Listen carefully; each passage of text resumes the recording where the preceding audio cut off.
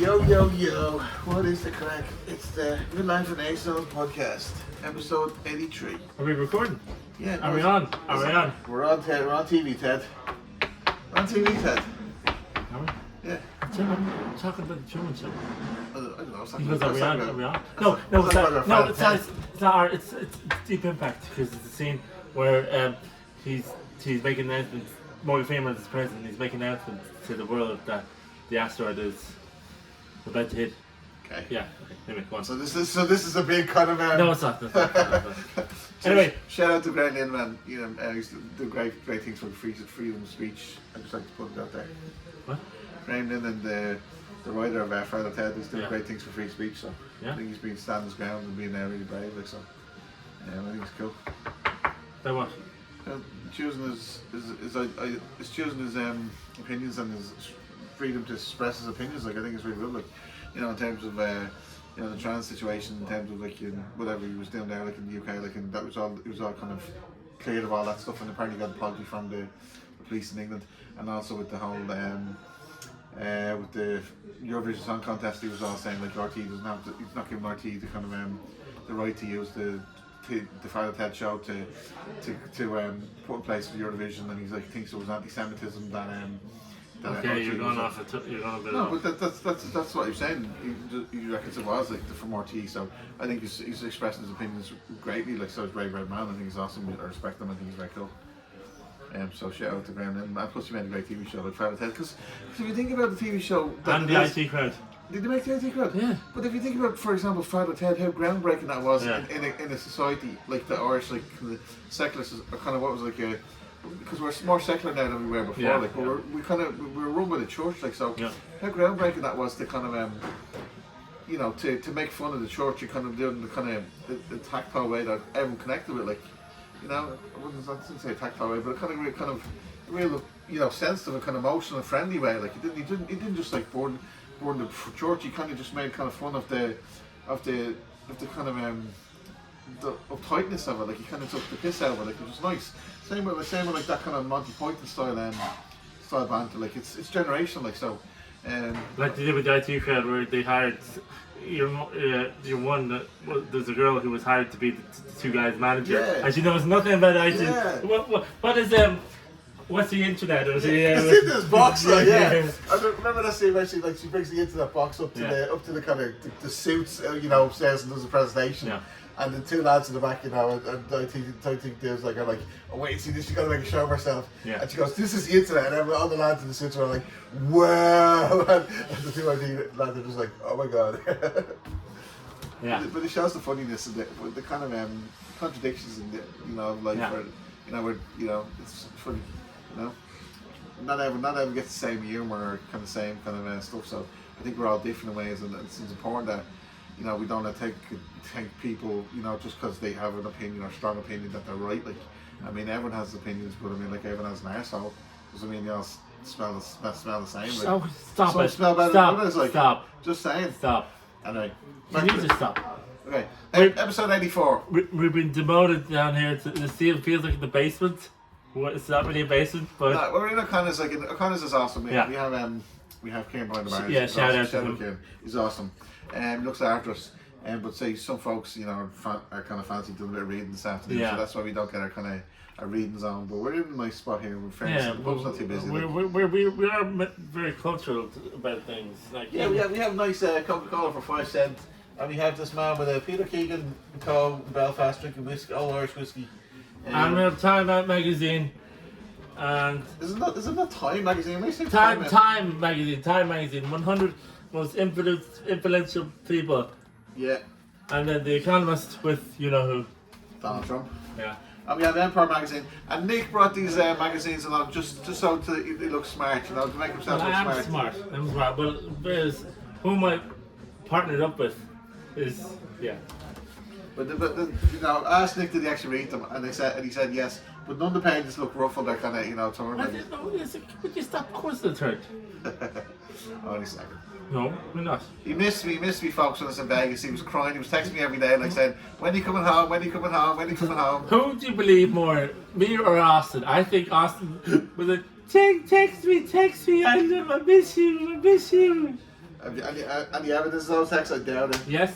Yeah, right. So back in Vegas, folks, it was yeah. Yeah, go on. 27 minutes. That's all Vegas was awesome. I was on my own in terms of like on my own traveling and stuff like that, and it was nice because I met so many cool people. You annoyed so many cool people. No, I connected with a few folk, and it was nice because I think the one thing I took from the trip is like Vegas is awesome, and there's a bit like the first 2 or 3 days I was like really busy, kind of really excited to be there, and kind of just what was Vegas? Was it awesome? Was it? Yeah, no, but I'm just trying to use it as a learning kind of travel. So like, I noticed that when you go along, you need something to regulate your system. And kind of hugs and kind of connections really kind of make a difference. Like, yeah. And the likes of Vegas is very overstimulating. Not that it's overstimulating. Like it's kind of like the slot machines and all the drink and all and the noises all. It's good, like, but it kind of you need that kind of quiet time in the room. So I found the room was a bit of sanctuary where I listened to a lot of music and I did some research. But I got out on a regular basis and I connected with a few people, a few hugs. I met a Canadian woman, she gave me a big hug. I met some lad, David.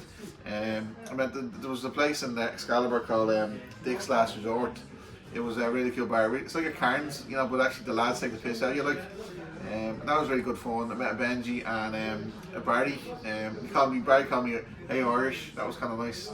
I left a dollar note like attached to the bar like everyone else did, like as a traveller. What? But I noticed one of the things I was kind of like researching. I was writing using ChatGPT as a kind of as a journal. I don't think there's anyone in the world who doesn't use ChatGPT anymore, or ChatGPT still doesn't know what ChatGPT is. I think everyone in the world knows and uses it now. Yeah, well, I find it. I find it much better than social media. Why? Because I notice with social media, when you're scrolling the news feed, it can kind of fragment your identity. What I was learning, you have a bit of identity dissonance where it kind of like sometimes you can throw stuff at you, like, and it kind of like say, if I don't like that, I'm a bad person, and if I do like that, I'm a good person. And he kind of so my feed starts to throw me different things, and I can kind of so sometimes I'm scrolling, I'm in really good happy mood, and I'm like liking stuff, and everything's fine, and then they show me kind of random kind of snip or something, and I'm like, they're not like that. Like these things like that I notice the algorithm messes with your brain, like, and I kind of said to myself, I'm gonna stop looking at social media for a few minutes, for the rest of the day, and see how I feel. And I noticed that it kind of really messed with my emotions, where when I was listening to Spotify, listening to my music, choosing my tunes, and kind of writing on ChatGPT, I was a bit more kind of centered. And one of the things that I kind of challenged myself before I went to Vegas was to see how I can manage like a week in Vegas, and kind of how I manage my emotions and the money and all this kind of stuff, like, and the nervous system, like, and a few things like that really rang home, like how important it is to be with people in the tribe that kind of connect with and kind of have a banter with, like. And I mean, I won't lie to you, like the hugs and the chats and the conversations like made a big difference. Like if literally all I was doing there all week was, just go and have a cry, will you? Listen to me, shut up, just sit in our box there. I noticed like the connection with people. I met a lot of comedians. I met Y2L Cool Day or something, like kind of comedian at the LA Comedy Club in the Strat, and really cool friends with my face on Instagram now, kind of cool comedian.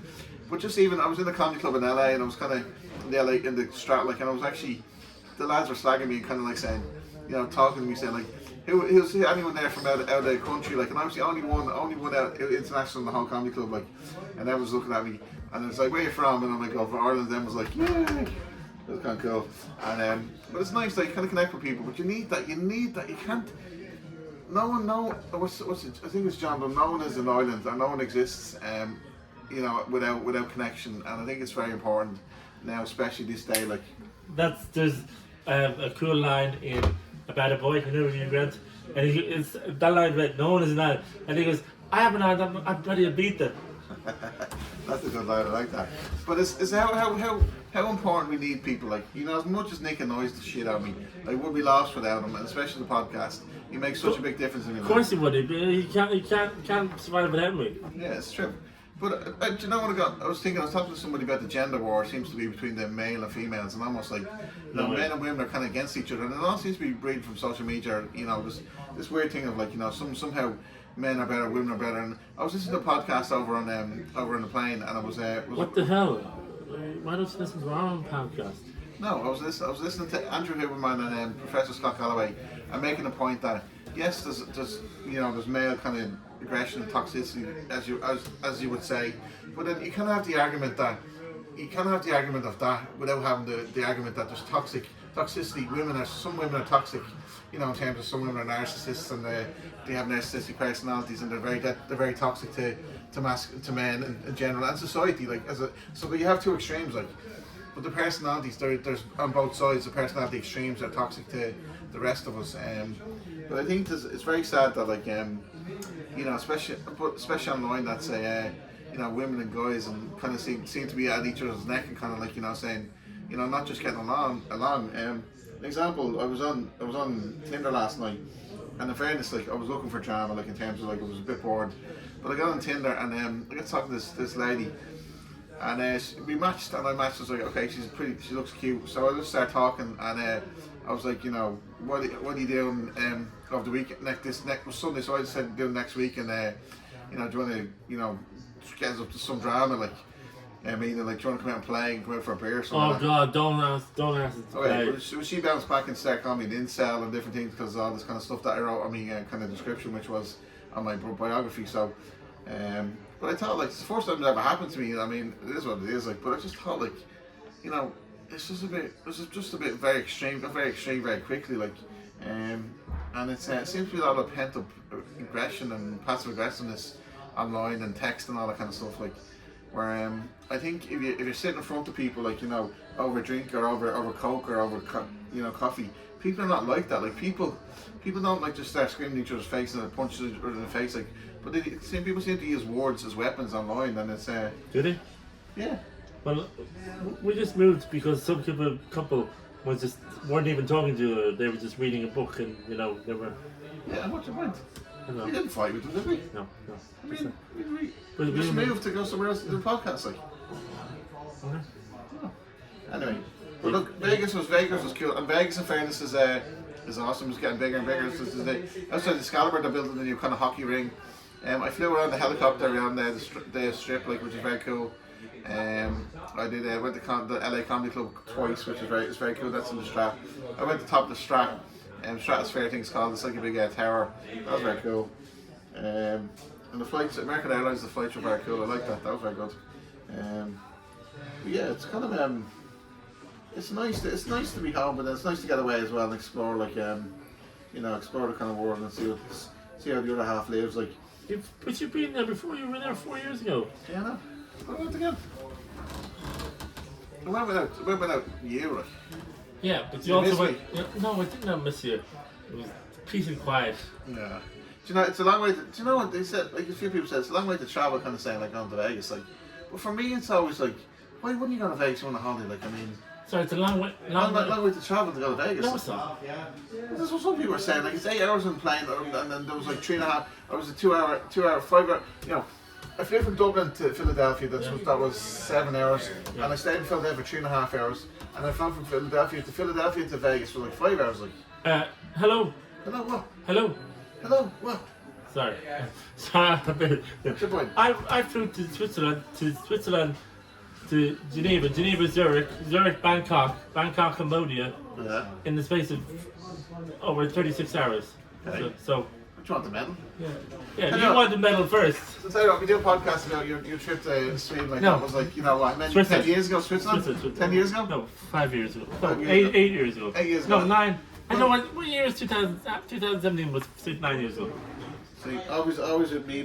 No, it's not. Alright. You're always with Jammer. Are you finished the story? No, I think it's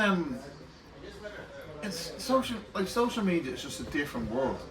What you see on social media versus what you see in the real world is totally different. Like, it's not like that. Like, it's like the world is it's apple and oranges. Like, it's TikTok and Facebook. Yeah, but it's like Instagram and YouTube. Being in real life without your phone is so different. Like, you know. But your phone is your life. Everyone is connected to their phone. No, the phone is useful too. I'm not saying it's not wrong. The phone is without social media. You can have your phone without social media. No, you can't. You know what I mean? Like, no, you can't. It's a tool. But I'm just saying, it's nice to get out and meet people and talk to people and kind of get to know people because, you know, and some people you're not gonna you know connect with everyone. Like some people they grind on you, and you don't like some people you don't mix with. Like that's chemistry. Like Yeah, some people you kind of banter with. And it's like nice to get to know someone and see how the other half live and see what's going on in someone else's life and kind of go through that process of getting to know someone. Like it's. What do you think? Do you think social media is good for what? For meeting people or? No, I'm not. So social media is not all bad. So what I learned, like say for example, we use it for the Midliferenaissance. We can post. Yeah. So you're supposed to project your best life. So you use it as a tool to push your narrative out there, which is like obviously our narrative is Midliferenaissance, and we're living the Midliferenaissance, and our life is getting better and better every day and everywhere. Our life is getting better and better and better. Yeah. So that's what we push out to the Midliferenaissance. Yeah. I just noticed like. You have to have a strong core and value system and kind of identity in terms of when you're on Facebook. Or not even Facebook, social media, like, you know, because, do you know what I was worried about when we kids, like, they're getting to the age, like, where they're going, you know, growing up with social media, and I just don't want them on it. And we're just realising how more and more... kids shouldn't be on to anyone, sure, Australia's banned people under... And I think that's great. But it should be everywhere. It should be everywhere. I mean, it's like, you know... But it's common sense, not always common. I know it's common sense now because we're aware of it, but just... It's like watching a DVD when you're for 15th or 18th DVD when you're not. I mean, that's the same thing. There should be. It's more potent though. Social media. Social media is more potent too. Yeah. You know, say for example, when we watch movies, like we could have watched over 18s. Like, I remember watching a Snapper and stuff like that. Like that was under there. Yeah, you know, but I mean, we watched a Snapper and we weren't affected by it. We watched Rambo. I didn't go start walking around carrying knives and you know. Oh, stop! Don't. Do you know what I mean? Like, well, Rambo's very low. Yeah, but Rambo, you watch lots of come out like. Arnold Schwarzenegger, Terminator. Yeah. You know, we watch all those stuff. That's what our generation grew up with. Yeah. I just kind of I just find it. I'm just becoming more and more aware of it. Like you know, I'm not saying social media is absolutely bad. I'm just saying I'm just more and more aware how effective a tool it is to influence and stuff like that. And I get where like the Generation Z will kind of grew up on that. And they have a whole kind of they literally kind of a handle of it. But they have a handle of it, or they've been primed by it. Like they've been designed by it, I suppose. Yeah, exactly. Yeah, you know, like kind of activists, like you know, do this, do that. Like so, I feel they've been designed by it in some ways, and kind of just been aware of that. And it's just kind of I get that. No, it's you get it? I don't think you do. Okay, so this is what I was kind of breaking down, saying identity and stuff like that. Break it down. Yeah, so just like, so say for example, being authentic and stuff like that, living your best life, and kind of be, you know, who are you as a person? You are what you do, your values, your system, your behaviour, and so on. It's just interesting how that all develops, like and stuff like that. You're not actually born with it kind of around. I believe you're kind of actually this is your fundamental self. Like you develop yourself, like it's just become an awareness thing, you know. Yeah. Anyway, are you timing this? Yes. Are you? Yes. I had to remind Austin that 2 years ago when we started this podcast, we're nearly 2 years. Like, can you believe it? Can you believe we're still here? I mean, I thought we'd be shut down because of Austin's rambling and his coarse words. Yeah, and his comments. Yeah, but in fairness, Nick's a big censorship machine, like, because you have a school teacher as a man, like, I'm a rock star as a man, I told you before, like, because it's true, like. No, but I mean, there are people who want to, well, okay, maybe sometimes, yeah, I don't know. Okay, so this is a problem I have. It's freedom of speech. They're words. This is not the people versus Larry Flint. That's based on freedom of speech, like. Yeah. See, I think there's a lot of censorship happening and stuff like that. Like, you know, people are afraid of words or people are afraid of opinions. But it's kind of mixed in with a kind of totalitarianism, fascist kind of vibe. Like, it's saying, like, you know, you can't say this because it offends me, or, you know, you're wrong and stuff like that. So it's kind of like, it's a kind of, it's a force, like, you know, it's literally shadow force kind of creeping in and saying, like, you can't say what you want, and because some people say really bad things, and you have to protect everyone else from their really bad things. So nobody can say whatever they want, and it kind of creeps in, and it kind of you know, it kind of creeps in, like it just ever so awfully you get shadows in the kind of, you know, the realm. And I just believe, you know, freedom of speech is important, like, and I get that, like, you know, freedom of speech and saying some things can trigger people. Yeah. But, like, you know, so just because you're triggered doesn't mean. Yeah, you know, I'm wrong, or you're right. Yeah. You know, Ricky Gervais is a perfect example. Yeah, like, exactly. You know, the Golden Globes. The Golden Globes, it was excellent. Like, yeah. Like, you know, he's talking to the room a bunch of, you know, elite kind of actors and some millionaires and billionaires. Like, yeah. And he's ripping the piss out of them, You know, he's like saying, I'm not doing this for you in the room, I'm doing this for the 250 million people watching this show, like, and have like watched the reels over and over and over, and the fun and the joy that's getting out for taking the piss, you know, kind of the elite, because that's the nature of life. You know, you have the king is like the king, and the jester in the kingdom. The jester is the most important person, because this is Jordan Mason says, is like, is the jester the tester of the tyranny of the king, tyranny of the system. If the king ever kills the jester, then it's like then the system's tyrannical. But if the jester can take the piss out of the king can laugh at himself, be humble, be human, have humility. Hey, buddy, I'm not paying you to have your thoughts alive. I'm paying you to do a podcast. What's that line from? The wedding scene. Yeah, do you know what I mean? Yeah, like, you know. But actually, Scary Movie is. It's coming out, yeah. Scary Movie. It's coming out in the 5th of June. I seen an ad for it on the bus today. And they're taking no prisoners. Yes, I love that, yeah. I want that, like, it's like, want to be like. The Wayans brothers back. You know, they did the first 2 movies, so it's there's about 5 of them, isn't there? Like, the Wayans brothers, like. No, the like brothers, yeah, four, yeah. But they took a break. They did the first 2, and then they took a break, 3rd, 4th, and 5th, and now they're back. They're taking no prisoners, so. Yeah, but it's great. Like, it's kind of it relieves, because this is, you know, jokes are supposed to relieve the tension. You know, Jimmy Carr's a perfect example. Yeah. So you say jokes that saying at the wrong time in the wrong place can really hurt people. Yeah. But when you say it's a joke that's just like, yeah. Did he just say that? And you're just kind of like laughing because almost in the human condition, because you know and I know. Oh, you and your human condition. All right, the human condition is you can have these things going in your head, and it's like, you know, they're not true. They're just things pop in your head, and you kind of, you know. You see, say for example in the RT, remember RT when the Beast from the East came in and the ice came over, and you see the fella in RT walking, RT's kind of doing a snip or someone walking on the pathway, falling, and he falls and slips, and everyone is like pissing themselves laughing like at that. But that's a horrible thing. That's like, he could have broke his arm, like, but it was just a collective. There's always memes. Remember the one with the meme with the we're back to memes. They were, don't make unnecessary journeys. Yeah. And everyone. It's collective catharsis, like, because it's like, it's serious, what they're saying in the moment, but it's kind of like, okay, we survived that time, fuck it. Do you know Britain have UK have now got Saturday Night Live. There's their own version of Saturday Night Live. Yeah, I seen. I watched it a couple of times. I was watching last night. Was it last night I was watching? It was Sunday night. It was Sunday night is the American version. It was a Doctor Who. It was ex-Doctor Who when he was. Yeah, it's Shooty Gadwa. Yeah. Yeah, and it was good. Like some of the scenes were good. I don't know. He's not. I don't think he's funny. But it's a cast. Like the cast is like different things. Like, but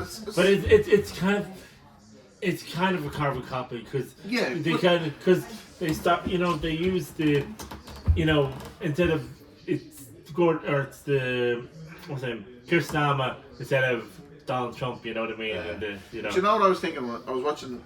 I think it's in someone popped up on Facebook Saturday night, and I think you know, all this heat on political stuff, like all the kind of satire and political stuff, it's a bit old. It's just too, like, that's why I love, you know, Ricky Gervais and Jimmy Carr, because they're not all about the political satire, because that seems to be what Saturday night SNL in America seems to always kind of just focus on political satire. Well, I think Jimmy Carr and what's the other guy are kind of similar. Ricky Gervais. No, not Ricky. Let me talk. Right, sorry. Jimmy Carr had Lee Mack are kind of similar in their tone of what they say and, you know, how they present it. You know, they have one-liners kind of. Yeah. I think it was the Scottish comedian. Like, he's one of the best jokes I've ever had in my life. He was on the British Railways train, and he was looking for a prawn sandwich, like, and he was just recovering from, like, you know, rage or something. He's trying to control manage his anger, and he's right in the door, like, but he's like, he goes up to the kind of kitchen, and it's late in the night, like. And then the man goes, and then the comedian goes like, "Can I get a sandwich?" And he goes, "Yeah, what sandwich you want?" And he shows him the whole array of what sandwiches he has, like. And he goes, "I'd have that prawn sandwich." And he goes, "No, you can't have that. That's just display. Like, do you have any more?" "No, there's no more left." And he's thrown in a rage, like, he's like. But hang on. So they're all on display. The only ones that. No, there was only one that was left of that sandwich, was the one that was on display.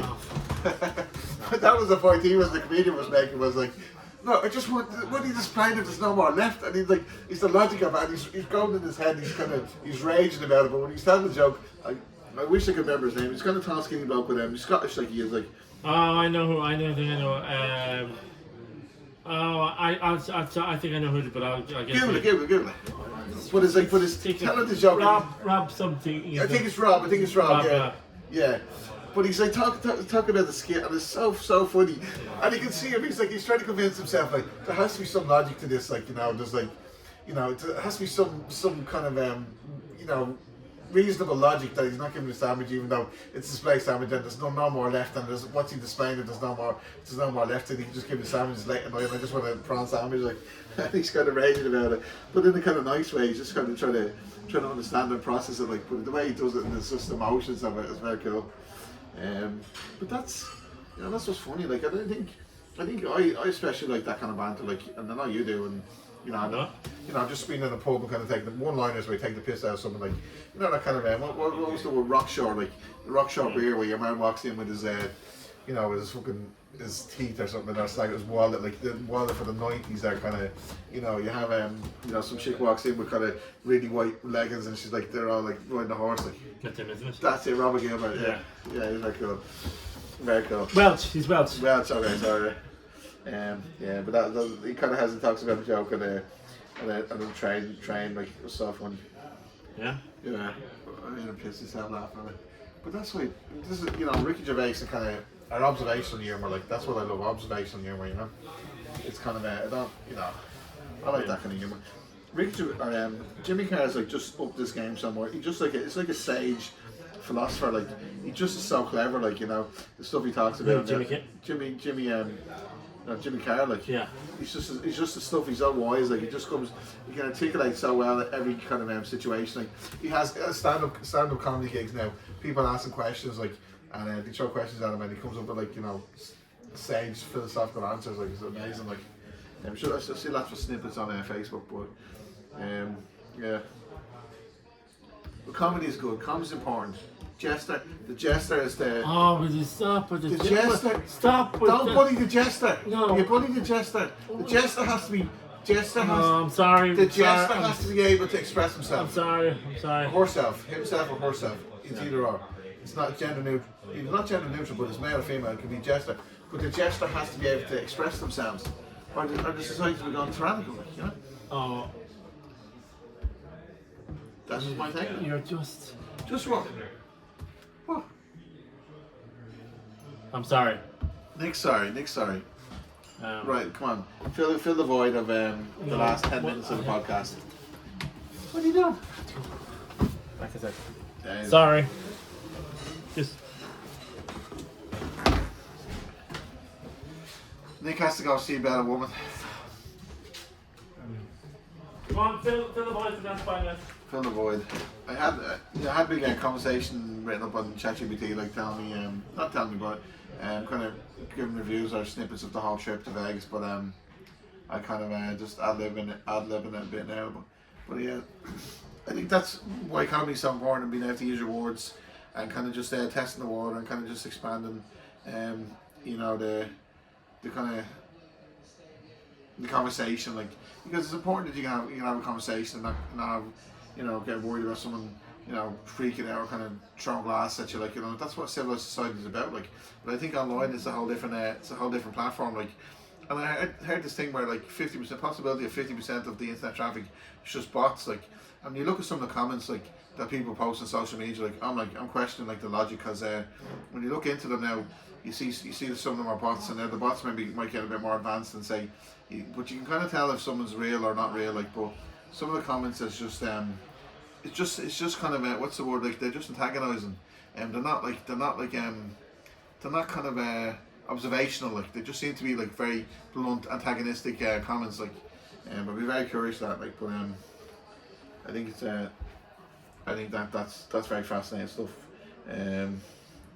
But like, say for example, people have been tribal about football for years, like, and we've gone to football matches and take the piss out of each other and slag each other on. Oh, we mates slag each other about football, and we kind of like, we can say terrible things to each other over football, and even when the team loses the league, like, we can really piss in their chips, like, and it's funny, like, and then the person's really feeling it, but it's kind of whatever it is. It's just kind of like a sadistic kind kind of fun, or kind of like just pressing a bruise. I suppose the soft tissue, as they say, like you're gonna have to press a soft tissue.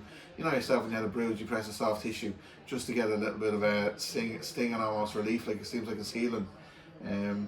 But there was a tribalism and the kind of hooliganism in the football in the 70s and 80s and 90s, but that was all kind of managed. I think maybe that's what we're going through at the moment, is through that social media is a different kind of there's a different wave of just the next generation of kind of that kind of tribalism and that kind of banter. And I don't think it's a bad thing to have some sort of editing over social media, like especially like you know, the fact that, like, you know, newspapers and TVs and all this kind of radio all have kind of editing, and they're the same medium. They're media kind of outlets and kind of the funnels for ideas and stuff like that and flow. So I think social media's got an easy pass, and it's just they kind of keep on slipping the kind of slipping out the kind of the container of having to actually have regulation, because they make it sound like it's a technically, you know, improbability. Like, but I'm sure if it was kind of financially beneficial, they would figure it out, like any problem, like it's it can be done. So but anyway, thank you for listening to the podcast as usual. Any comments or abuse you'd like to throw my way or Nick's way? Usually generally comes my way, but that's fair enough. I love to kind of banter. Listen to kind of the previous episodes if you want. We have up to 84 episodes now, so we're planning on having 100 episodes by August, and the end of August, around Nick's birthday. So, but we do something. We might do something nice next week for the birthday. This 2-year birthday for the podcast, because I think it's the 22nd of May. Nick said was a 2-year anniversary. So I'm surprised we're kind of still doing it, to be honest. But Nick's a legend, and he keeps me showing up. So even though I do all the work, as you can see, like, you know, he's gonna see. I was gonna say he's gonna see about a woman, and most likely he's gonna see about a dog. But yeah, such is the podcast. Anyway, folks, thanks for tuning in. Take care of yourself. Love yous and leave it.